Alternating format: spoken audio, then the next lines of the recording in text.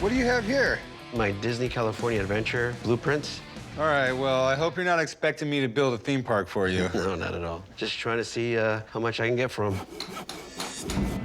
I'm at the pawn shop today trying to sell my Disney California Adventure blueprints. These blueprints are the original bid sets for the California Adventure project. I acquired these blueprints approximately 23 years ago, working for a general contractor. We bid the project. We weren't the successful bidders, so I kept the plans. The blueprints are in good condition. They have normal wear and tear, but overall, they're complete and no missing pages. I'm hoping to get $10,000 for my Disney California Adventure blueprints.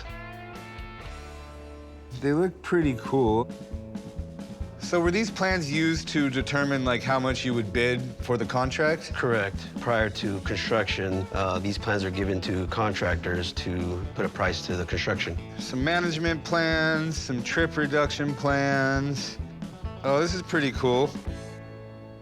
This, I guess, would have been a map of the original layout of the California Adventure, which has changed tremendously.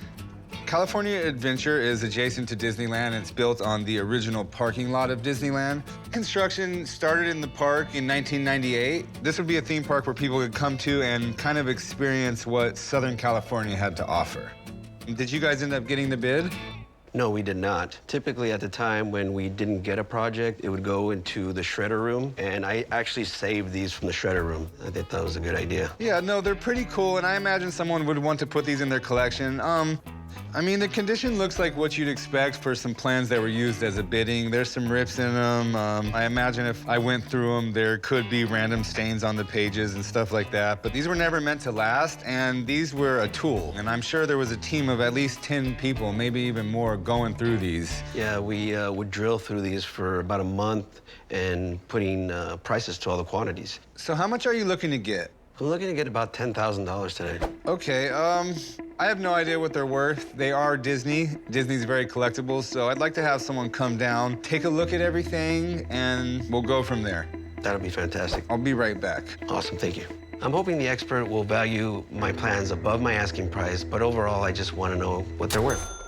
Hey, Patrick. Hey, Chumley, how's it going? Pretty good. This gentleman has some blueprints from the California Adventure, and these would have been for the bidding process of it. Wow, that's fun. Disney California Adventure was highly anticipated. Disney really thought they were going to have a home run with this park, but one of the first big problems was there were no characters at Disney California Adventure. They left them at Disneyland, so it had very bad attendance in the first couple of years and really received some negative press in the Disney community. Well, do you want to take a look at these and tell me what you think? Sure. So this is the Golden State area, so it's not the whole park. This was a bid, and they bid it out piecemeal, where the different contractors would bid and build only parts of the park instead of actually building the whole park. And blueprints are great, lots of fantastic information. The unfortunate thing with blueprints is Disney collectors really like things that were there. It's actually used in the construction. It may have notes on it. It may have changes, revisions that were done in the field. These are just for the bid.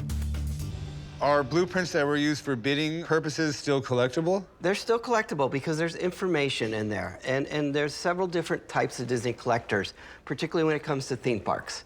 So what value would you put on the bundle of blueprints? So Disney collectors really want stuff that tugs their memories of growing up and going to the park or watching a film. So blueprints are popular, particularly for classic rides. And a blueprint from Haunted Mansion would probably be around $3,000 to $5,000 a sheet. But Disney California Adventure, not much nostalgia for it. I would price the bundle at $3,000.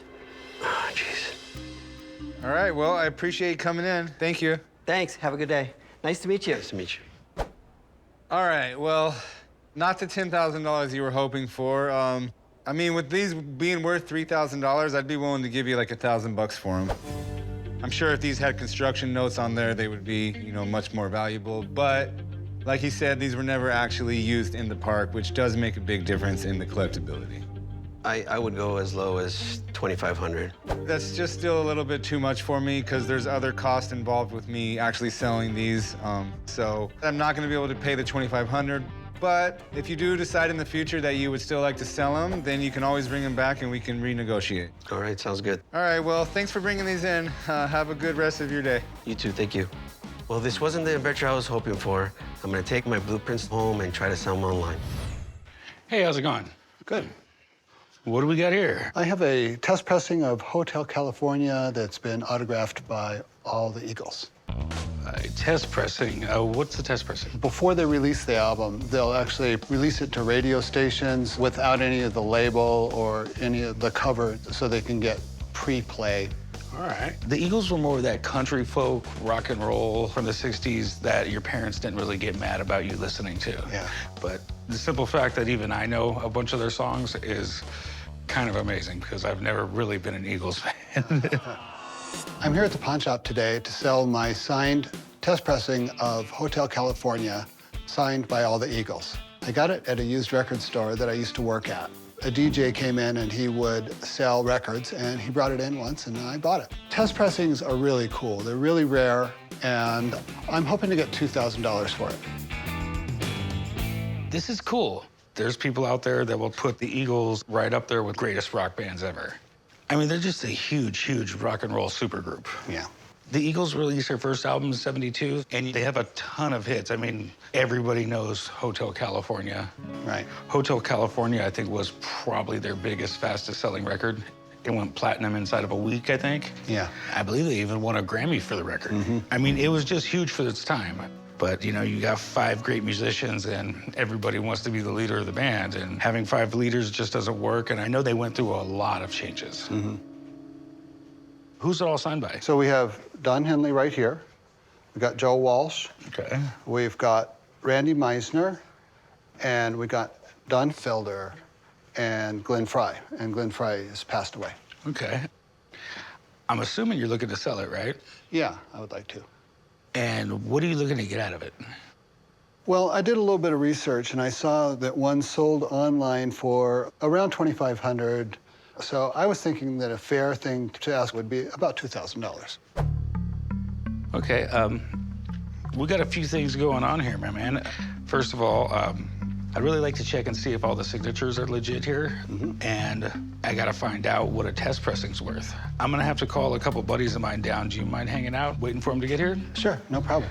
All right, well, hang out and I'll be back, okay? All right, sounds good.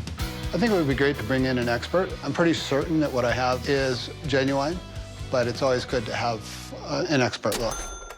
We've got a test pressing signed by the Eagles of Hotel California. Oh, nice. I mean, you know, Hotel California is one of the most, popular albums of all time.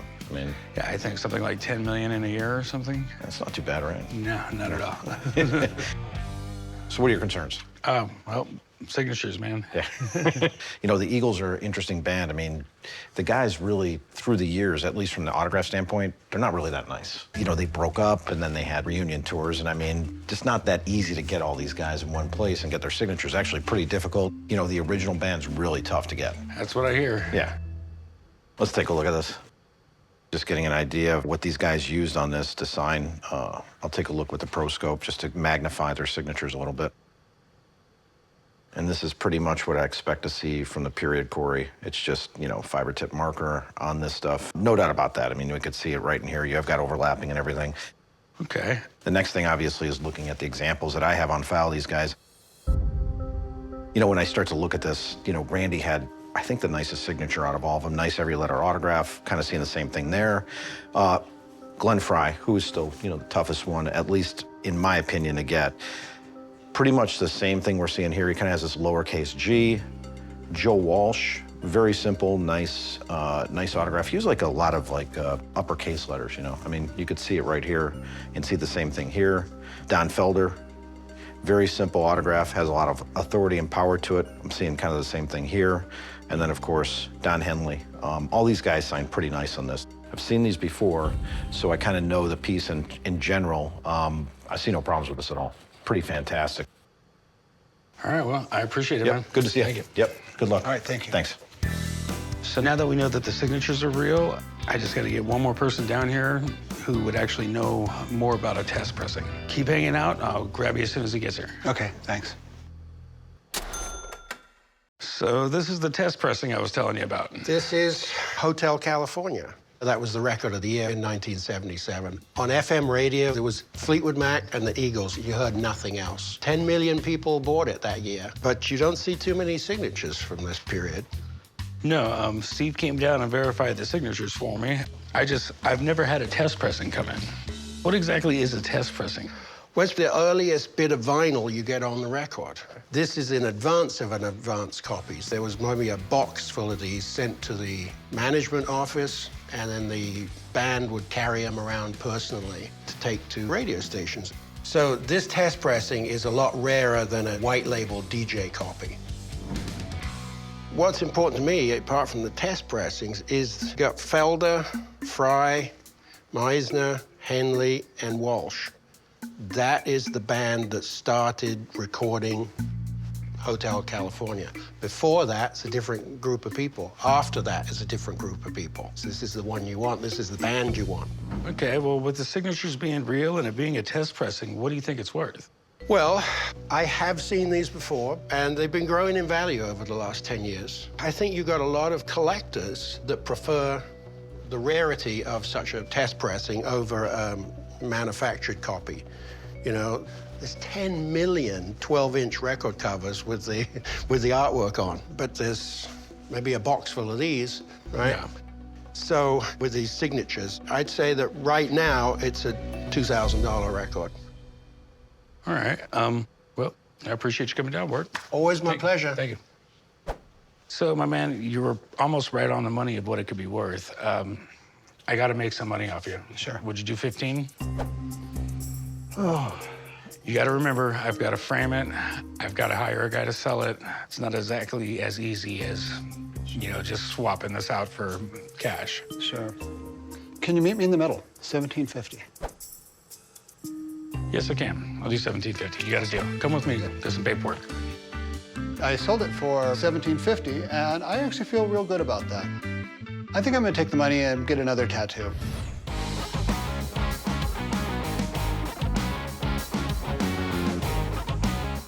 So recently, I've been on the lookout for some genuine Hollywood movie props. So Rob, my Hollywood guy, gave me a lead on this house in California that is supposedly the mother lode. I can't believe you wore that sweatshirt. I've taken Chum along because Chum has a really good eye for pop culture flicks, and I hear this collection has a little bit of everything. So we're gonna divide and conquer, and hopefully some deals are made. Are you William? Yeah, how you guys doing? Rick Harrison. How you doing? Pleased to meet you guys. Rob called, said you had some stuff you might be interested in selling. Oh yeah, I have a lot. Okay. So I have a client who's really looking for screen-used Hollywood stuff. Well, I have probably maybe 3 million pieces inside the house. 3 million pieces inside that house. Yes. They must be tiny.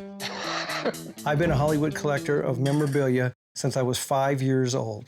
I started with Hot Wheels, Lionel trains.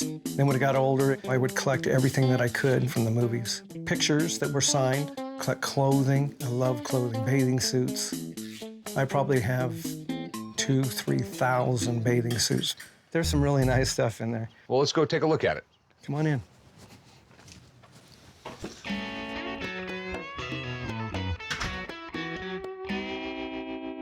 Whoa. This is absolutely amazing. So where did you get all this stuff? I bodyguarded for 37 years. I never took money, I took stuff.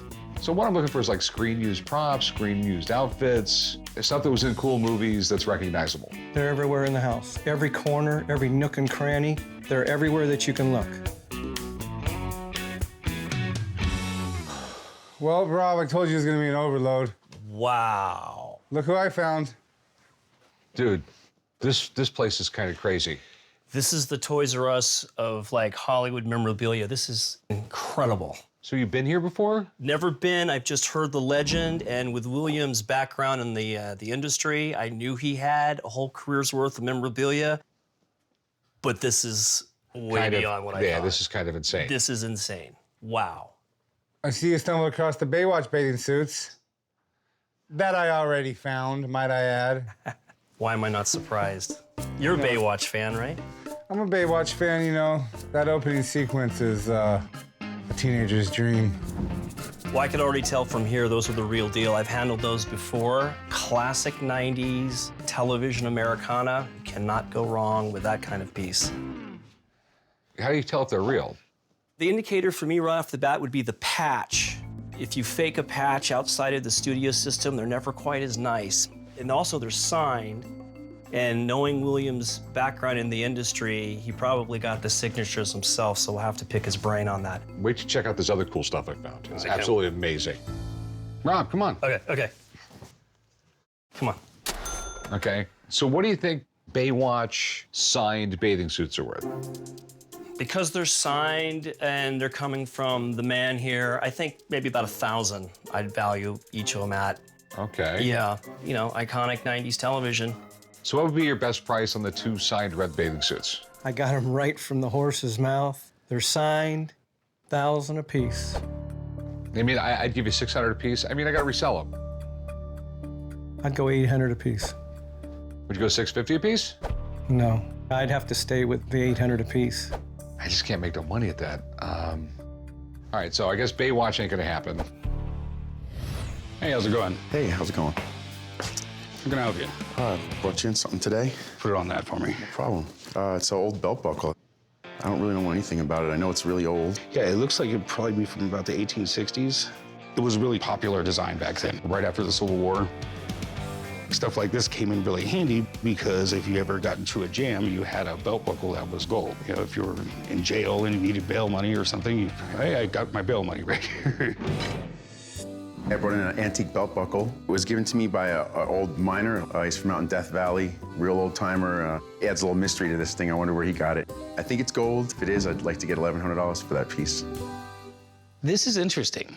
You know, it's really ornate. You know, you have the Union, it's really patriotic. If you see right there, there's a bear with the shield. So I'm assuming it came from California. During this period, you have people finding these massive amounts of gold. Well, there's not enough cash for the gold there. There just wasn't time to build a mint in San Francisco. So, you know, for about 30 years in California, this was a type of currency. Let's see, what's it say here? There's a patent date on here, 1868. Wow. W.S. Cummings, I'm assuming that's William Cummings. That's a company out of San Francisco. I mean, it definitely looks like gold. It feels like gold. It's heavy enough to be gold.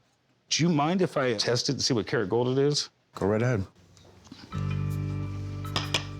So what we're gonna do here is I'm gonna put 2 little scratches on this black stone here, and it just puts a little bit of gold dust on it. So this is 14 karat muriatic acid, and it will dissolve if it's not gold. So, all right, we know it's at least 14 karat gold, and this contains more muriatic acid. This is 18 karat muriatic acid, so. See how it disappears like that? Yeah, it ate it right up. Yeah, so that tells me it's 14 karat gold. All right, any idea what you're looking to get for it? At least $1,100. Okay, we know it's 14 karat gold. It's got about $500 worth of gold in it, but it is ornate, it is antique, it is collectible. I can stretch that $500 to $1,000, but I really can't go anything farther than that. Yeah, that sounds good. All right, cool. Meet me over there, we gotta do some paperwork. That sounds good. Got $1,000 for it. I was asking $1,100. It's close enough, and I think I struck gold. Hello. How can I help you? I have this pre-state California license plate. Sweet. Where did you get this? I found this at an estate sale in Sacramento where it was issued in 1911. Yeah, the state would basically issue you a serial number, and you would have to manufacture this yourself. There was a few companies making them. And I think this one was like maybe $1 or $2 at the time. Yeah, and it doesn't seem like a lot, but a couple dollars was big bucks back then, you know? That could have bought a few days worth of food, if not a whole week. I think so. I'm here at the pawn shop today to sell my pre-state California license plate. I collect a lot of different automotive items, memorabilia, and I do have a lot of other California license plate, but I've never seen one like this one. I would like to get $1,300 for it. Wow, this is pretty cool. In 1905, they required that you would register your vehicles, bicycles, carts with a license plate. Actually, the only requirements to the plate were that it had your serial number on it and it had the initials CAL for California. You know, there were so many of them. There was no uniformed license plate. And then 1914 came and the state of California said, let's unify the license plate so that they all look the same. So have you ever heard of the Auto Club of Southern California? I think so, yeah. Basically, as you know, license plates started to get issued, you needed a place to get them. So you'd become a member of this club, you'd get the license plate, but if you no longer were a member of the club, you'd have to return the license plate back. Kind of like today, if you no longer have your vehicle, you have to return the license plate to the DMV. Right. What are you looking to do with it? Sell it. And how much are you looking to get? $1,300. You know, I think that's gonna be far above what I could pay for it. You know, it's over 100 years old. You may expect some rust and some aging on it, but at the same time, these are still out there in much better condition. I could offer you $200 for this. Okay. Well, I'll probably just hold on to it then. All right, well, thanks for coming in. Thanks so much. Nice meeting you. Unfortunately, we're unable to come to a deal, so I guess I'll just have to drive off without a deal today. Hey, how's it going? What can I help you with? I have a really cool antique from the gold rush here. It's a scale that dates back to the 1800s. Okay, is there any gold in there? Actually, there is. There is? Yep. Okay. That looks like a little bit of plaster gold right there, yeah.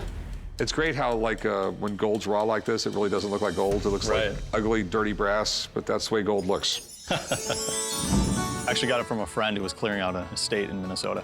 It's really cool because the vial of gold has never been opened. I think it's worth around $1,500 because of the antique historical value of the piece. As cool as the gold is, I'd just rather have folding money. And you have a scale. I do. You would tie the two pans to it, put whatever you're weighing in one side and your little counterweights in the other until it balanced straight up and down. Nowadays, you just drop them on a scale and it's done. Right. I was assuming it was from the California Gold Rush. It does fit the time period because everyone needed one. You would walk into a bar in San Francisco in 1850, you know, they'd say, that'll be 22 grains of placer. And then they'd weigh it out right there? They'd weigh it out right there. Wow. This was your purse. This was your wallet. Sure. I love gold just as much as the next guy, but when I go into a store, I'd rather use cash. So how much do you think gold was worth back then in the gold rush? Just as much as it is today. Okay. Well, you have to realize, though, I mean, once you account for inflation, an ounce of gold buys you basically the same thing today as it did back then. The value really hasn't changed, just our money's got worth a lot less. That's why they've been using gold as money for 6,000 years. Now, as far as your scale here, really, really interesting, but is basically worthless. The problem is they're common as dirt. It's no different than a beat up, rusty lantern from the 1850s. Okay. The gold, on the other hand, is always worth money, always will be. Do you have an idea how much is in here? I think it's about 10 grams. Yeah, for this stuff, I would pay you $40 a gram. So if there's 10 grams, there would be $400. And that would be it. You can't do any better just because it's, no, just as a package, I think it has a lot more historical value. I want $1,500. Okay. No. It's neat, it's cute. Yeah. Basically what you have here is you have some scrap gold. There's no difference that it's in a placer gold, it's mined gold, it's from 1850 gold, gold is gold. $400, that's what I could do. Okay. Yeah, I don't think I could sell it for that. Okay. Well, thanks for coming in, man. Yep, thanks. There's a reason my shop is called Gold and Silver. It's my two favorite things to buy. Gold has held its value for thousands and thousands of years, but I'm not gonna overpay for it.